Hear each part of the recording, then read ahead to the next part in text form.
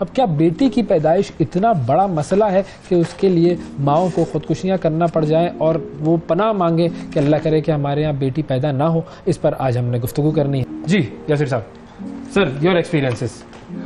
اچھا، جیسے ڈاکٹر صاحبہ نے کہا کہ علامات کیا ہیں، اس ایک جو ہمارا ایک سماجی المیہ ہے اس کا تو تذکرہ کیا. محرکات کیا ہیں، نفسیاتی اور سماجی محرکات کیا ہیں. ہم ایک پدر سری معاشرہ ہیں، پیٹریارکی ہیں، جو اپنی تمام تر بدصورتیوں کے ساتھ ہمارے سامنے موجود ہے. اور اس کی ایک بدصورتی یہ ڈائیکاٹمی ہے، یہ تضاد ہے کہ ایک عورت جو ایک اور بیٹی کو جنم دے رہی ہے، اس کو آپ نے اس المیہ سے دوچار کر دیا کہ خوشی کی خبر کو بھی دکھ اور المیہ اور غم میں تبدیل کر دیا. بنیادی طور پر یہ سمجھیے کہ ہمارا پدر سری معاشرہ جو ہے نا، ہر چیز کو پروفٹ سینٹرز اور کاسٹ سینٹرز کی ٹرمز میں دیکھتا ہے، فائدے اور نقصان کی ٹرمز میں دیکھتا ہے. تو جو پاور ڈائنامکس ہیں ہمارے معاشرے کی، اس کے اندر عورت سے ہمیشہ کمزوری، نقصان، جائیداد کا تقسیم ہو جانا، عزت پہ حملہ. اب جو ہماری کالر نے کہا کہ جو گالی ہے اس کی آپ سمجھیے نا کہ اس کے اثرات جو مرتب ہوتے ہیں وہ یہی ہوتی ہے کہ ایک کمزوری ہے میری بطور مرد جو ایک عورت کی شکل میں میرے گھر میں موجود ہے.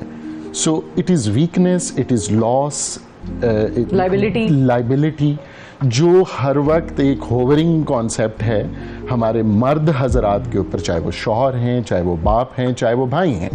غیرت اور عزت کا تصور جو ہے، اس کا ابیوز جو ہے، وہ عورت سے وابستہ ہے. اچھا، اگر تھوڑا سا میں اس کو لے کے چلوں، ٹیکنیکلی اگر دیکھا جائے تو ہے تو ایسا ہی کہ جائیداد دیتا ہے باپ اپنی بیٹی کو یا بھائی اپنی بہن کو یا جو بھی اس کا ہمارا جو میراث کا سسٹم ہے، لیکن یہ کوئی بری بات نہیں ہونی چاہیے، کیونکہ ہمارے مذہب نے کہا ہے کہ بھائی جائیداد دو اپنی اولاد کو، اپنے بیٹوں کو، اپنی بیٹیوں کو، اپنی جو بھی آپ کا ورثہ ہے وہ آپ دیں گے. تو یہ تو مذہبی فریضہ ہے، لیکن ہم نے اس مذہبی فریضے کو اپنے اوپر ایک برڈن بنا لیا کہ ہاں اگر میں بیٹے کو رکھوں گا، بیٹے کو دوں گا تو وہ میرے گھر میں ہی رہے گی چیز. اچھا، ویسے یہ اس مغالطے کا بھی ازالہ کر دوں اپنی کلینکل پریکٹس کی بنا پر کہ اگر وہ مرد حضرات یا وہ ہمارے خاندان جو کہ ادارے کے طور پر اپنے میل چائلڈ کو ایک بہت اچھی ریٹرن آن انویسٹمنٹ سمجھ رہا ہے تو بہت غلط سمجھ رہا ہے. میرا مشاہدہ ہے، ایک سسٹمیٹک آبزرویشن ہے جو میڈم نے بھی بات کی،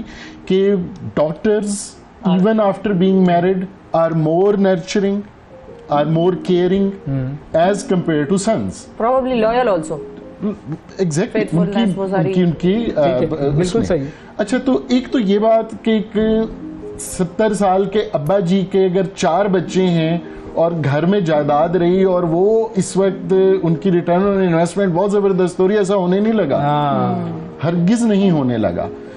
آپ نے اپنے بچوں کو اپنے ایسٹس کے طور پر تو لینا ہی نہیں ہے، ریلیجیسلی بھی اور سوشلی بھی.